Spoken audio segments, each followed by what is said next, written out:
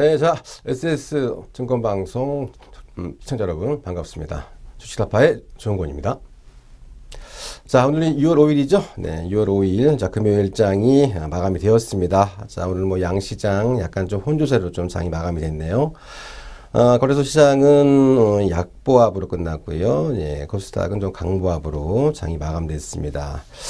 일단은 뭐 거래소가 한 4.76포인트 하락한 2068.10으로 장을 마감했고요. 그리고 이제 코스닥은 2.71포인트 상승한 702.27로 장을 마감했습니다.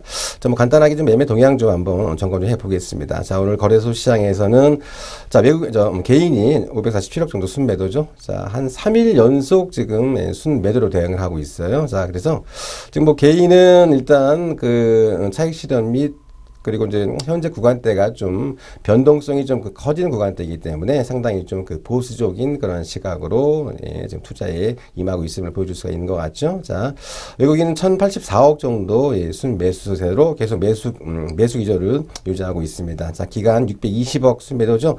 자, 620억 순매도인데, 자, 금융투자가 1,033억을 때렸어요. 그렇죠. 자, 근데 뭐 금융투자들은 뭐 거의 좀 그 단기성으로 많이 보기 때문에 뭐 큰 의미는 없는 그런 매도다라고 이렇게 보시면 될 것 같고요. 자, 코스닥 시장 역시 오늘 429억 개인은 비교적 큰 폭의 매도세로 대응하면서 지금 좀 방어적인 전략을 계속 코스닥 시장에서도 지금 유지하고 있습니다.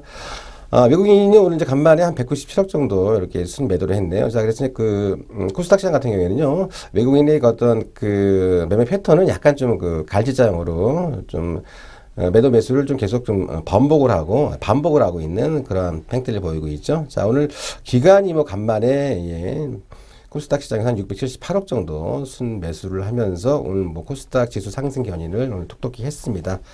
자, 뭐 차트 뭐 잠깐 한번 점검해 봐야 되겠죠. 자, 오늘 차트 뭐 큰 변동성이 오늘 그나마 좀 있었어요. 자, 그렇지만 이제 뭐 60일 이평대에서 지금 주가가 밑으로 지금 내려가 있는 상태에서의 변동성이고, 그리고 이제 지금 실질적으로요. 자, 지금 현재 구간대에서 어떤 기술적 분석이라는 건 그닥 큰 의미가 없다라는 거죠. 자, 왜냐면은요, 현 장세가 지금 어떤 그 수급이나 어쩌면 펀더멘털 어떤 그 장이 그 시세가 형성되어진다라기보다는요, 이제 외부 변수죠. 예, 돌발 변수. 그러니까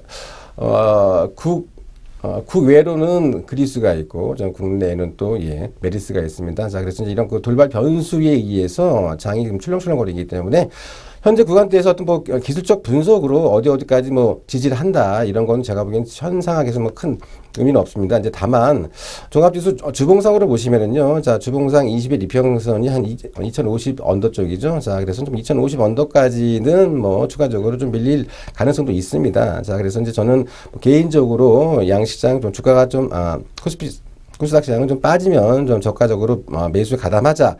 자, 그 시간가는 아직까지는요, 하니까는요. 자, 2050포인트 언더에서는 좀 저가적으로 매수에 가담을 하고요. 뭐 코스닥 시장은 뭐 제가 뭐 누누이 말씀드립니다. 네, 누누이 말씀드렸습니다. 일단은 뭐 오늘 강보합으로 오늘 뭐 기관 투자가들이 오늘 뭐 매수에 힘입어 갖고는 강보합으로 일단 장이 마감이 됐는데, 자, 코스닥은 좀 더 지켜보자. 자, 지켜보고, 자, 매매 들어가실 때 당일 매매, 아침에 매수해서 장중에 치색 차이하는 어떤 그런 당일 매매로 대응하시고, 6월 15일 이후에 6월달 한번 장 흐름이 어떻게 진행되는지 한번 지켜보고 매수에 가담해도 유효하다. 이렇게 말씀드리겠습니다. 자, 지금까지 시황 및 매매 동향을 점검했습니다.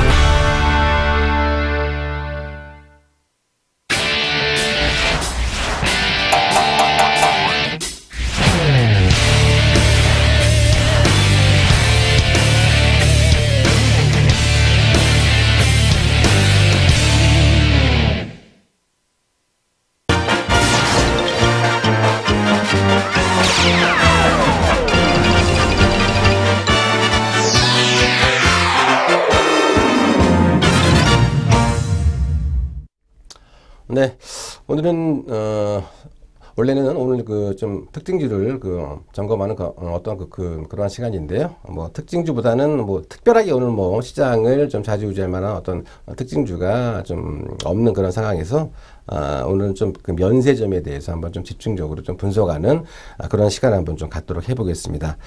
자, 이제 요즘 뭐 최대 이슈가 지금 그 6월 초죠. 6월 초로 예정된 그 관세청 입찰을 앞두고 지금 면세점 사업을 준비하고 있는 그 유통업체들이 지금 계획이 지금 어느 정도 지금 구체화되어지고 있어요. 자, 그래서 지금 뭐 7개 업체죠. 예. 그 HTC 신라 면세부터 해가지고요. 지금 뭐 SK 네트워크스, 롯데 면세점, 자, 이런 기업들을 포함해서 좀 7개 업체가 지금 이제 관세청에다 지금 입찰을 앞두고 있습니다.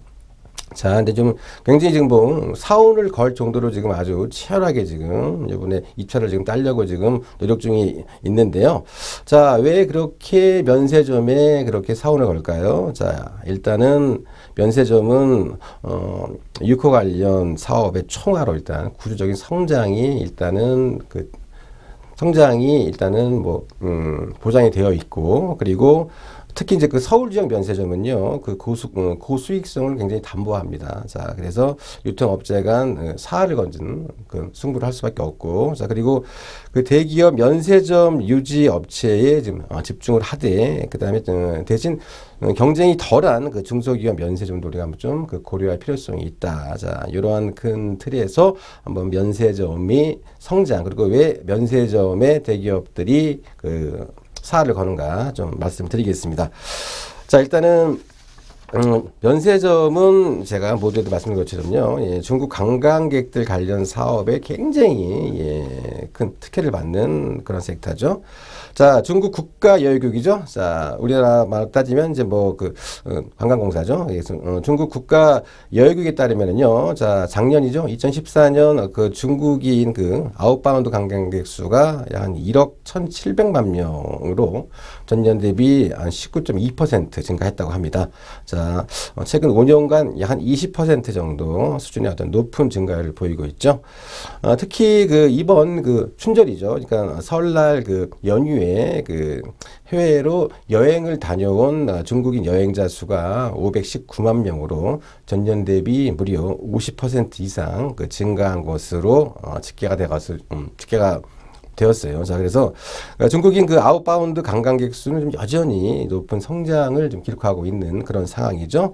자, 작년 기준 중국 관광객이 여행할 경우, 자, 그러니까 중국 관광객이 한국을 내한해서 여행할 때 총 소비한 금액이 4,975억 달러라고 합니다. 자, 이 금액은요, 대만의 GDP에 육박하고요. 자, 우리 한국의 GDP의 한 3분의 1 정도의 수준이라고 합니다. 그러니까 엄청나게 돈을 많이 소비를 한 거죠. 자, 이제 이러한 유코 관련 사업은요, 바로 이제 우리가 크게 섹터를 나누자면은요, 항공이나 숙박, 그리고 여행사, 쇼핑 등으로 이제 이렇게 구성할 수가 있을 것 같은데, 자, 지금 내한하는 중국 관광객의 가장 큰 목적이 바로 쇼핑입니다. 자, 그리고 즉 구매 품목의 화장품을 비롯해서 뭐 럭셔리, 소비재, 뭐, 이런 것도 이제 감안하면, 자, 면세점의 중요성을 우리가 쉽게 알 수가 있겠죠. 자, 그리고 잠깐 보시면은요, 지금 중국 관광객의 쇼핑 목적 및 주요 품목이 나오는데, 보시면요, 자, 쇼핑이 70.9%로 가장 많이 차지하고 있죠. 그리고 이제, 식도락과 관광이 39%. 자, 그리고, 세부적으로 보시면요, 쇼핑 가운데서도 향수나 화장품이 무려 절반을 넘습니다. 그렇죠? 50.1%. 그리고 이제 옷을 사는데 구입하는 비용이 38.5%, 그다음에 식료품이 35% 정도로 이 향수나 화장품 쪽이 굉장히 많다라는 거죠. 자, 이 향수나 화장품은 주로 어디서 많이 팔리죠? 자, 바로 면세점입니다. 네, 바로 이제 면세점에서 그런 걸 팔기 때문에, 자, 면세점, 중국 관광객들이 증가하면 증가할수록 면세점의 매출 증대도 같이 증대할 수밖에 없는 그러한 구도임을 우리가 쉽게 알 수 있을 것 같습니다. 자, 뭐 6호 천만 시대라는 그런 말이 있어요. 자, 그래서 이제 뭐 현재는 뭐 6호 천만 시대라는 말이 그렇게 어색하지 않을 정도로 지금 중국 관광 계획을 지금 지칭하는 그 신조어가 신조어죠. 6호라는 게요. 자, 그래서 6호는 그 한국 관광의 역사를 지금 뭐 새로 쓰고 있다라고 해도 과언이 아닐 정도입니다.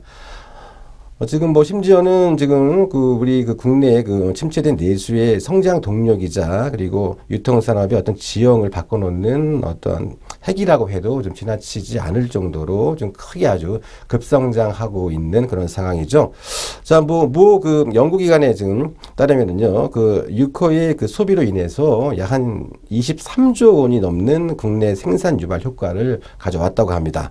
자, 그리고 이제 일부 전문가들은 침체된 내수 산업을 살릴 수 있는 유일한 희망이 바로 6호라고까지 했을 정도로 지금 한국 경제에 미치는 영향이 굉장히 크다. 자, 이렇게 말씀드리고요.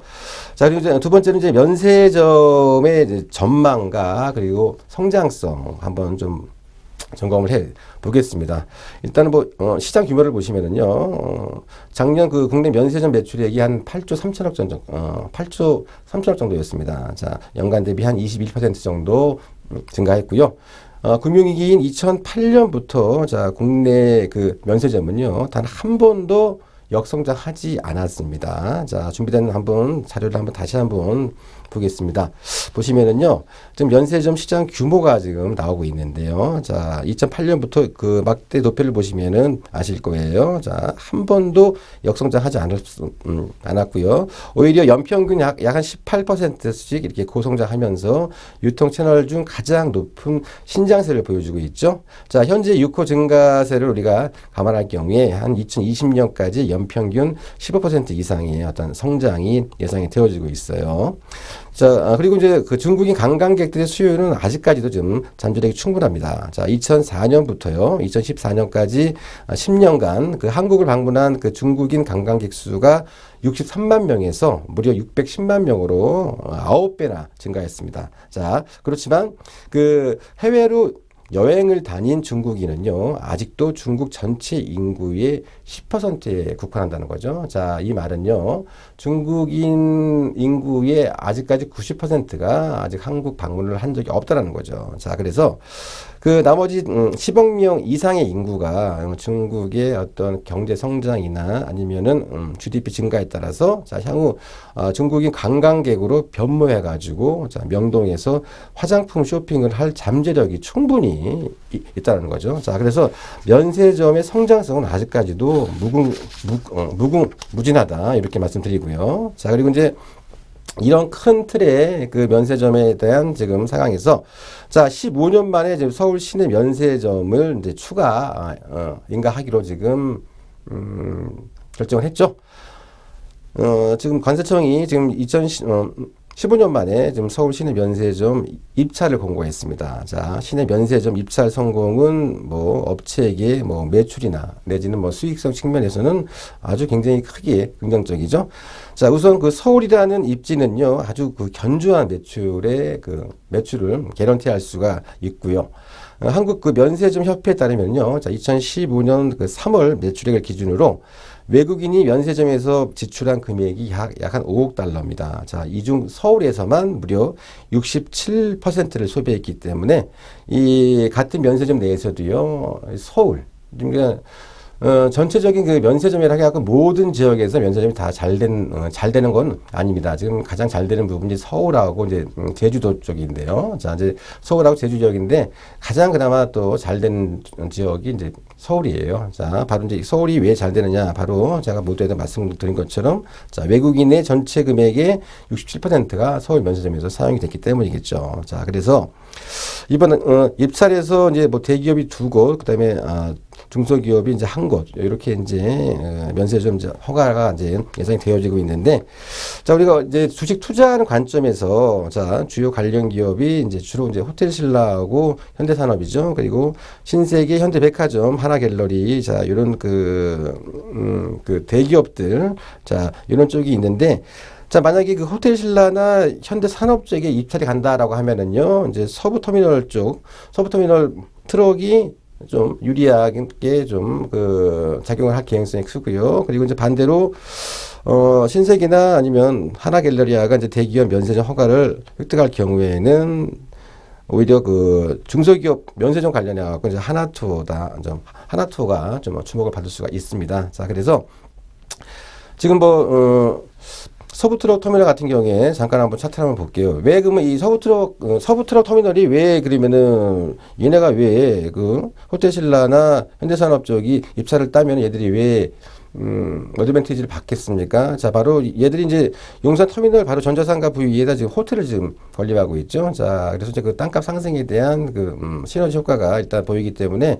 서부트럭 터미널도 일단은 그 호텔신라나 현대산업이 입사를 할 경우에는 한번 유심히 볼 수 있는 그런 종목 중에 이제 하나이다. 자, 이런 것들을 좀 명심해가지고 만약에 그 상황 봐가지고요. 만약에 이쪽 현대 쪽이나 호텔신라 쪽으로 입찰될 개연성이 크다라고 할 경우에는 자, 서부트럭 터미널도 우리가 적극적으로 공략을 해 그럴 종목 중에 하나다. 자, 이렇게 말씀드렸어요. 자, 그래서 지금까지 그 면세점에 대해서 한번 우리가 집중적으로 분석하는 시간을 가졌습니다.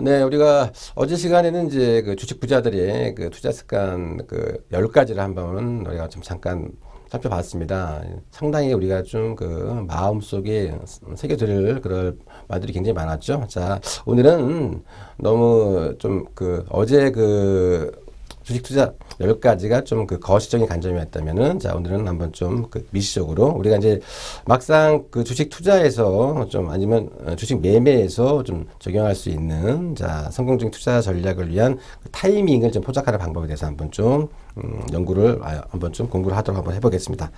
자, 특히 이제 제가 지금 말씀드린 건요, 이제 철저하게 그 트레이딩 전략 차원에서의 매매 전략이기 때문에 바이앤홀드 쪽은 약간 낮추지 않을 수가 있어요. 그렇지만 이제 늘 주식을 갖다가 뭐 사가지고 장롱 속에 뭐 박아 놓으십시오, 묻어 놓으십시오 할 수 없는 거기 때문에, 자, 이렇게 좀 매매도 같이 이렇게 겸비해 가지고 치는 전략도 유효해 보이기 때문에 한번 말씀드리는 겁니다.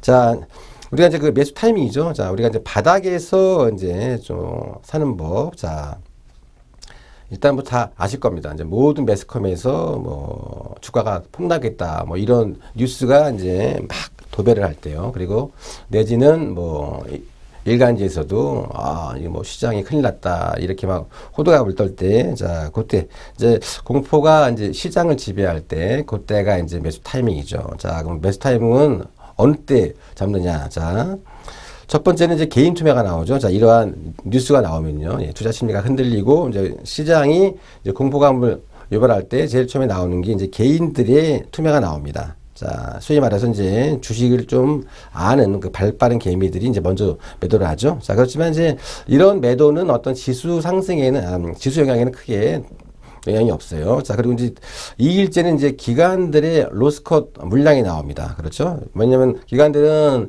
매수 단가에서 한 15%에서 20% 이렇게 하락되면 자동으로 로스컷 물량이 나오기 때문에, 자, 요 이제 기관들 매매가 이제 로스컷이 나와요. 자, 그리고 이제 3일째는 이제 개인 투매랑 이제 기관들 이제 로스컷 남은 물건이 동시에 나옵니다. 자, 요때는 이제 물량이 그렇게 크지 않기 때문에 이게 거래량이 많지가 않아요. 자, 바로 이 3일째는 우리가 무조건 매수를 해야 된다는 거죠. 자, 그래서 3일 투매는 무조건 매수해라라는 말이 있듯이, 자, 이렇게 3일째 투매가 지속되는 때는 그때가 바로 저가에 매수하는 그 타임이다, 이렇게 말씀드리고, 자, 그 외에 이제 종목별로 이제 대응 전략하는 게 보면요, 이렇게 신고가 종목이 나올 때가 있습니다. 신고가 종목이 속출할 때는, 자, 전고점에 대한 매물 압박이 없기 때문에, 자, 따라 들어가도 충분히 먹을 수가 있겠죠. 자, 그리고 바닥권에서 대량의 거래가 되는 주식들, 자, 그런 주식들도 유념히 지켜보시면은 바닥에서 충분히 주식을 살 수 있고요. 자, 그러면 이제 매수 타이밍을 잡았으니까 이제 매도 타이밍도 한번 좀 봐야 되겠죠. 자, 어느 때 매도를 하느냐. 자, 상투에서 뭐 매도하고 싶은 사람, 뭐 매도를 하고 싶은 거는 모든 사람들의 그 소원이겠죠. 큰 수익을 나기 위해서는요. 자, 그러면 상투라는 것을 우리가 어떻게 과연 잡을 수가 있을까요? 자, 고점을 이제 아는 방법이 단순합니다. 자, 모든 사람이 아주 행복하게 주식 이야기를 할 때예요. 나는 주식해갖고 얼마 먹었어. 뭐, 그래서, 그래. 그럼 내가 손자 살게. 이런 것도 아주 자연스럽게 그 일상생활에서 자연스럽게 나올 때, 뭐, 예컨대, 예를 들면은 뭐, 옆집 개똥이 엄마가 뭐, 주식을 해갖고 뭐, 얼마나 벌었다. 내지는 뭐, 시골에서 뭐, 소 팔아갖고 뭐, 어르신들이 올라가고, 뭐, 앞으로 주가는 떨어질 일이 없다. 계속 간다. 뭐 이런 얘기 특히 가장 중요한 거죠. 이제 저희 때는 객장의 애기업은 아주머니가 이제 나타났을 때는 그때는 무조건 주가가 상투죠. 네. 주식에 대해서 아무것도 모르시는 분들이 주식을 투자하겠다라고 할 정도면은 그 정도의 주가가 많이 올랐다는 겁니다. 자, 그래서 이제 이럴 때는 자, 매도 포지션으로 취하고 그리고 이제 종목군으로 들어가시면은 자, 신저가가 나타날 때가 되게 많습니다. 예. 그럴 때도 우리가 일단 매도 쪽으로 대응을 하셔야 되겠죠. 그리고 이제 그 상승 추세의 종목 가운데에서 이제 거래량은 증가가 되는데 주가는 오히려 횡보를 보여요. 자, 요런 그 케이스가 경우가 좀 종종 있습니다. 상승 추세를 쭉 타다가요. 어느 순간에 주가가 빠지도 않고 옆으로 깁니다. 대신 거래량이 쭉 서요, 계속. 거래량이 쓰면서 주가는 옆으로 빠진다라고 하는 것은요, 수요와 공급상 공급이 더 많다는 것으로 우리가 받아들여야 됩니다. 왜냐면은요, 주가라는 것은 한 단계 상승, 그러니까 트렌드가 상승 트렌드에서 거래량이 증가하는데 주가가 옆으로 간다는 것은 수요적인 측면에, 수급적인 측면에서 수요보다는 공급이 더 많기 때문에 주가가 그런 모습을 보인다는 거죠. 자, 그래서 그럴 때는, 일단은 주가를 매도를 해야 되는 그러한 포지션을 이제 쳐야 되는 거고요. 자, 그리고 이제, 특별한 이유 없이 장대 양봉이 툭툭 이렇게 나오는 경우가 있어요. 자, 그럴 때도 일단은 뭐 세력들이 일단은 물량을 좀 털기 위해서 일단 툭툭 던지는 겁니다. 자, 그래서 이제 그런 부분 때는 이제 단기적인 매도 관점으로 우리가 이제 생각을 하셔서 일단은 뭐 갑자기 아무런 이유 없이 뭐 장대 양봉이 툭툭 튀어나온다라고 할 때는 그 주식에는 우리가 좀 조심을 하고